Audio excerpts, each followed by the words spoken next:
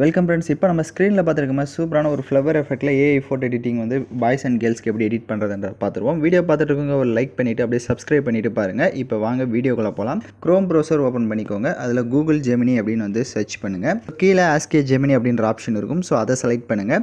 So இதில் prompt வந்து நம்ம டெலிகிராம் குரூப்பில் கொடுத்துருக்கேன். டிஸ்கிரிப்ஷனில் டெலிகிராம் குரூப் லிங்க் இருக்குது. அப்படி இல்லைனா ஃபேஸ்புக் லிங்க்கும் கொடுத்துருக்கேன். அதில் டெமோ ஃபோட்டோவை பார்த்துட்டு கூட நீங்கள் ப்ராம்ப்ட் வந்து காப்பி பண்ணிக்கோங்க.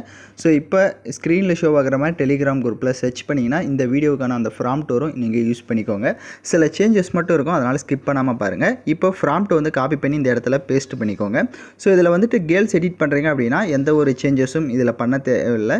ஸோ அது அப்படியே நீங்கள் வந்துட்டு ஃபோட்டோ செலக்ட் பண்ணி ஆட் பண்ணுற மாதிரி இருக்கும். இதே பாய்ஸ் எடிட் பண்ணுறீங்க அப்படின்னா அப்படியே ஸ்க்ரோல் பண்ணுங்கள் மேலே. ஸோ இதில் பார்த்தீங்கன்னா ஒயிட் சுடிதார் பிங்க் ஷால் அப்படின்னு வந்து மென்ஷன் பண்ணியிருந்திருப்பேன். ஸோ அதை ஃபுல்லாக அப்படியே ரிமூவ் பண்ணிடுங்க. ரிமூவ் பண்ணிவிட்டு நீங்கள் வந்துட்டு ஒயிட் ஷர்ட் பிளாக் பேண்ட் அந்த மாதிரி கூட நீங்கள் வந்து டெக்ஸ்ட் பண்ணிக்கோங்க. ஸோ உங்களுக்கு எந்த மாதிரி ஒரு ட்ரெஸ்ஸிங் கோடு வேணுமோ அதை பாய்ஸ்க்கு அந்த மாதிரி வந்து டைப் பண்ணிக்கோங்க. இங்கேயும் அதே மாதிரி தான் கேர்ள்ஸுக்கு நான் ஒயிட் சுடிதார்னு போட்டிருப்பேன். பட் நீங்கள் உங்களுக்கு என்ன கலர் வேணுமோ நீங்கள் அந்த கலரை வந்து நீங்கள் அந்த இடத்துல மென்ஷன் பண்ணிக்கோங்க. ஸோ அந்த மாதிரி மென்ஷன் பண்ணிவிட்டு பாய்ஸ் ஆர் கேர்ள்ஸ் உங்களுக்கு என்ன டைப்பில் வேணுமோ அதை மென்ஷன் பண்ணிவிட்டு அப்லோட் எ ஃபைல் அப்படின்ற ஆப்ஷனை செலக்ட் பண்ணிவிட்டு கேலரி ஓப்பன் ஆகும். நீங்கள் எந்த ஃபோட்டோவை எடிட் பண்ணலான்னு இருக்கீங்களோ அந்த ஃபோட்டோ வந்து ஃபேஸ் வந்து கிளியராக இருக்கிற மாதிரி ஃபோட்டோவை செலக்ட் பண்ணுங்கள். ஃபோட்டோவை செலக்ட் பண்ண வாட்டி கீழே அந்த சென்ட் ஆப்ஷனை கிளிக் பண்ணிக்கோங்க. இப்போ உங்களோட ஃபோட்டோ வந்து ஜென்ரேட் ஆக ஸ்டார்ட் ஆகிடும். சேனலுக்கு யாராவது ஃபஸ்ட் டைம் வந்திருக்கீங்க அப்படின்னா மறக்காமல் சப்ஸ்கிரைப் பண்ணிவிட்டு வீடியோக்கும் ஒரு லைக் பண்ணுங்கள். அப்போ தான் நெக்ஸ்ட் வீடியோ உங்களுக்கு அப்டேட்டாக வரும்.